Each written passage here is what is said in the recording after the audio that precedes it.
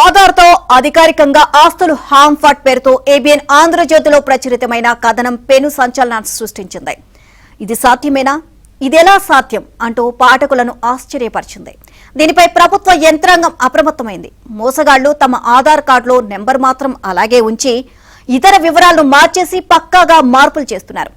Biometrics సరిపోలడంతో sub registrar కార్యాలయాల్లో ఆస్తి బదలాయింపు ఏ అనుమానం లేకుండా జరిగిపోతుంది. తర్వాత ఎప్పుడో ఆ ఆస్తిని గురించి ఆరా తీసిన యజమాని అప్పటికే అది చేతులు మారిన విషయం తెలుసుకుని తెల్లబోతున్నారు.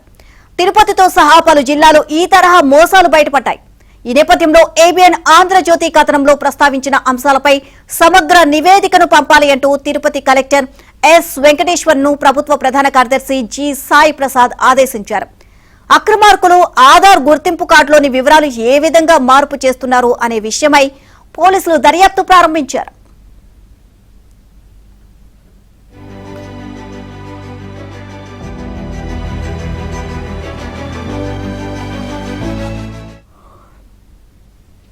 తిరుపతిలోని హెడ్ పోస్ట్ ఆఫీసులోని ప్రధాన ఆధార్ నమోదు కేంద్రంలో వివరాలు ఇప్పటికే పరిశీలించారు.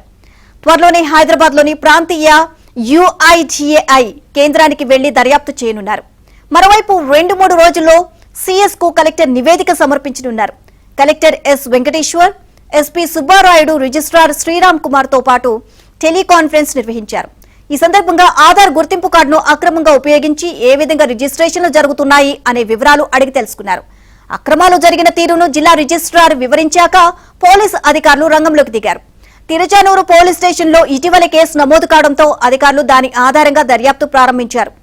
నిన్న తిరుపతిలోని హెడ్ పోస్ట్ ఆఫీసులో ఉన్న ఆధార్ నమోదు కేంద్రాన్ని తిరుచానూరు CI సునీల్ కుమార్ తనిఖీ చేశారు. అక్కడ ఆధార్లో వివరాల మార్పుకు సంబంధించి అనుసరిస్తున్న విధానాన్ని పరిశీలించారు.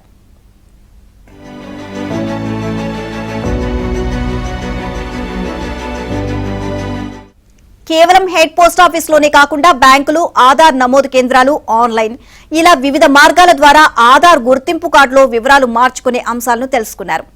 అయితే ఇక్కడ పూర్తి వివరాలు తెలిసే ఆస్కారం లేదు అని అధికారులు గుర్తించారు.